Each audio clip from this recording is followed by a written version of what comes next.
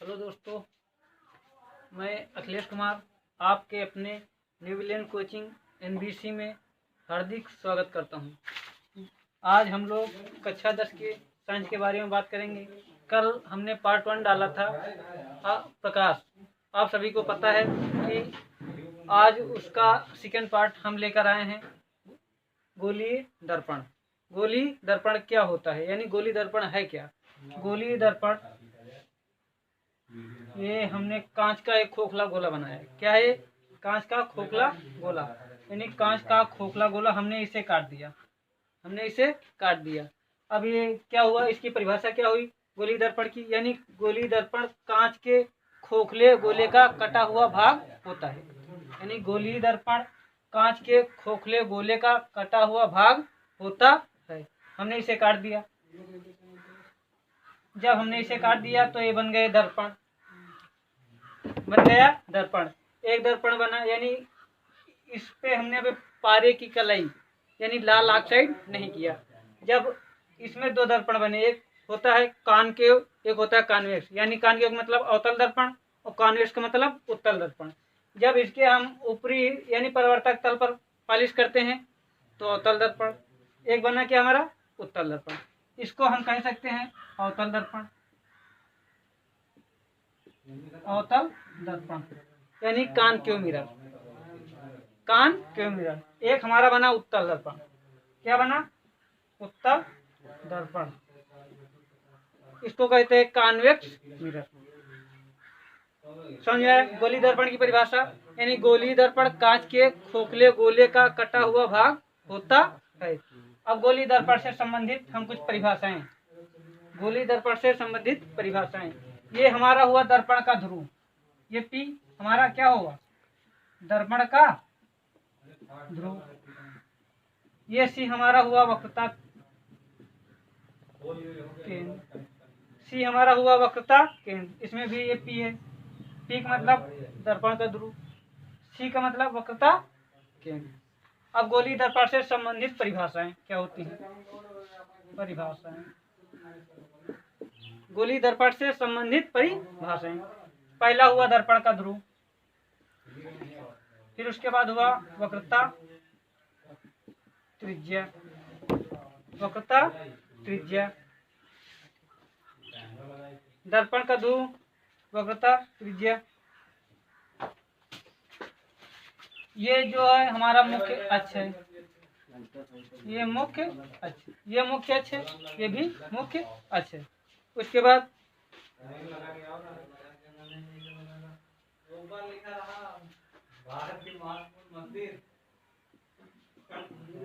मुख्य अक्ष। उसके बाद क्या हुआ?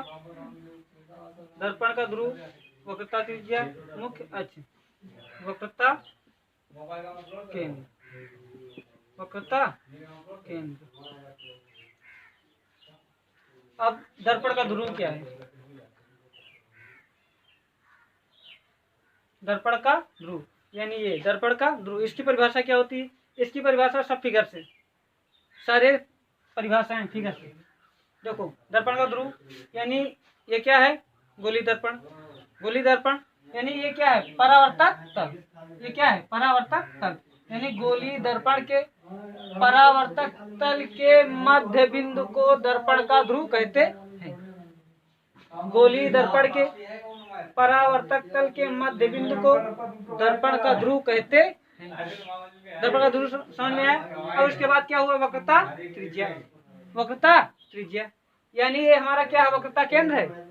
ये दर्पण का ध्रुव यानी वक्रता केंद्र और दर्पण के ध्रुव के बीच की दूरी को वक्रता त्रिज्या कहते हैं। यानी यहाँ से यहाँ तक की दूरी, यहाँ से यहाँ तक की दूरी को हम क्या कहते हैं? वक्रता त्रिज्या। परिभाषा यानी वक्रता त्रिज्या की वक्रता केंद्र, वक्रता केंद्र तथा दर्पण के ध्रुव के बीच की दूरी को वक्रता त्रिज्या कहते हैं। समझ? उसके बाद क्या है? मुख्य अक्ष। अगली परिभाषा क्या है? मुख्य अक्ष। मुख्य अक्ष की परिभाषा क्या होती है? ये हमारा क्या है? दर्पण का ध्रुव। ये क्या है? वक्रता केंद्र। यानी दर्पण के ध्रुव तथा वक्रता केंद्र को मिलाने वाली रेखा, दर्पण के ध्रुव तथा वक्रता केंद्र को मिलाने वाली रेखा को मुख्य अक्ष कहते हैं। समझ आया? अगर ये सारी परिभाषाएं समझ में आ रही हैं तो आगे चलकर हमको कोई कठिनाई नहीं होगी। यानी बहुत सी परिभाषाएं हैं, अभी हमको सवाल भी करने हैं, निगमन भी करना है, बहुत चीजें हैं। अब आगे क्या है? वक्रता केंद्र।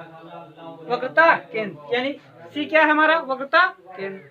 यानी गोली दर्पण के केंद्र को, गोलीय दर्पण के केंद्र को वक्रता केंद्र कहते हैं। समझे? यानी परिभाषाएं समाप्त। यानी दर्पण का ध्रुव, वक्रता त्रिज्या, मुख्य अक्ष, वक्रता केंद्र, सारी परिभाषाएं फिगर से। अब इसके बाद आते हैं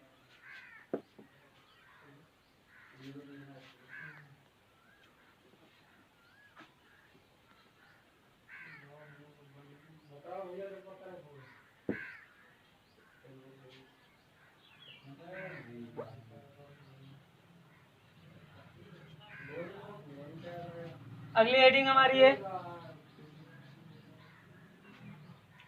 मुख्य फोकस अथवा फोकस। मुख्य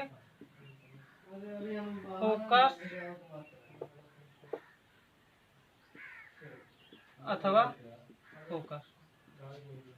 मुख्य फोकस अथवा फोकस।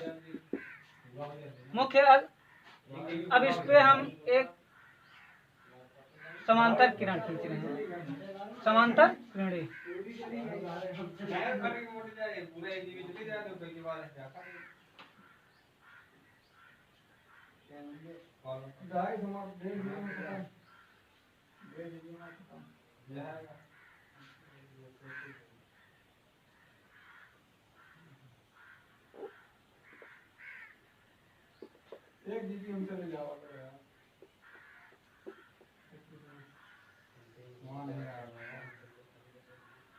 इसमें भी खींच रहे हैं समांतर किरणें।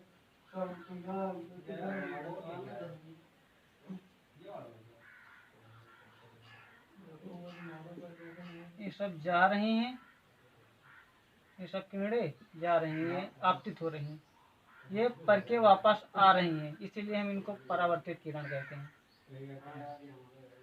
ये भी जा रही हैं, ये भी जा रही हैं, ये भी जा रही हैं, ये भी जा रही हैं, ये भी जा रही हैं, ये वापस आ रही हैं।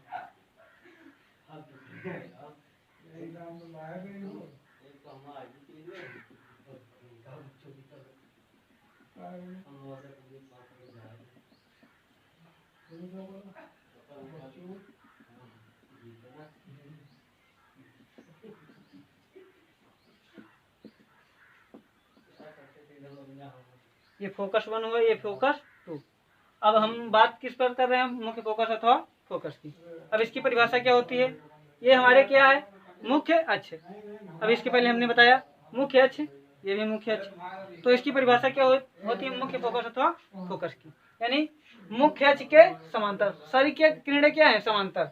यानी मुख्य अक्ष के समांतर प्रकाश की आपतित किरणें, मुख्य अक्ष के समांतर प्रकाश की आपतित किरणें दर्पण से परावर्तन के पश्चात, दर्पण से परावर्तन के पश्चात जिस बिंदु पर मिलती हैं, जिस बिंदु पर मिलती हैं तथा जिस बिंदु पर आती हुई प्रतीत होती हैं, मुख्य फोकस अथवा फोकस कहते हैं।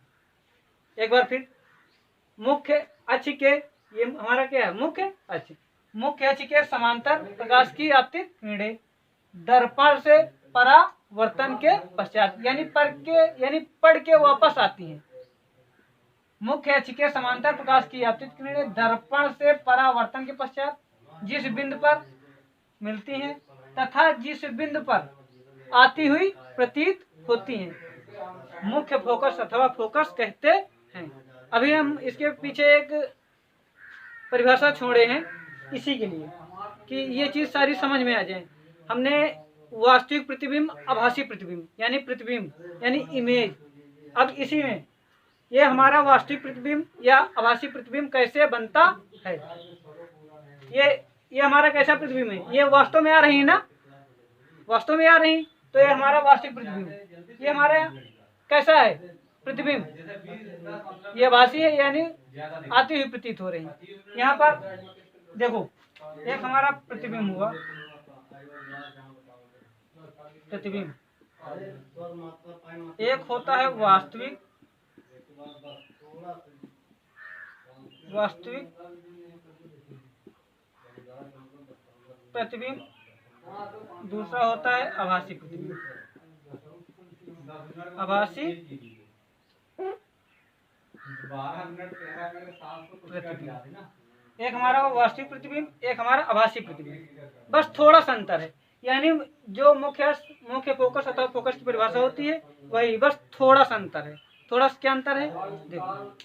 अब इसी में फिर परिभाषा, यानी वास्तविक प्रतिबिंब की परिभाषा क्या है, आभासी प्रतिबिंब की परिभाषा क्या है। यानी मुख्य अक्ष है, मुख्य अक्ष के समांतर सकिरणें हैं, मुख्य अक्ष के समांतर प्रकाश की आपतित किरणें, प्रकाश की आपतित किरणें, ये जो किरणें जा रही हैं इसको हम आपतित किरण कहते हैं। आपतित किरण, ये जो पढ़कर वापस आ रही हैं इनको हम परावर्तित किरण कहते हैं।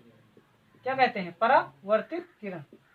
कल हमने इस पर चर्चा की है जब रिफ्लेक्शन ऑफ लाइट पढ़ाया था, यानी प्रकाश का परावर्तन। अब देखो, यानी वास्तविक प्रतिबिंब की परिभाषा या आभासी प्रतिबिंब की परिभाषा क्या है। यानी मुख्य अक्ष के समांतर प्रकाश की आपतित किरणें दर्पण से परावर्तन के पश्चात जिस बिंदु पर वास्तव में मिलती हैं, जिस बिंदु पर वास्तव में मिलती हैं वास्तविक प्रतिबिंब, तथा जिस बिंदु पर वास्तव में नहीं मिलती, यानी क्या अति विपरीत होती हैं, उसे आभासी प्रतिबिंब कहते हैं। समझे सारी परिभाषाएं, यानी दर्पण से यानी गोली दर्पण से संबंधित परिभाषाएं, गोली दर्पण से संबंधित परिभाषाएं, वास्तविक प्रतिबिंब, आभासी प्रतिबिंब सारी हुई। अगर वीडियो पसंद आई हो तो लाइक और शेयर जरूर करें, और कुछ अगर जैसे गलतियां हो गई हो तो कमेंट में जरूर बताएं। धन्यवाद।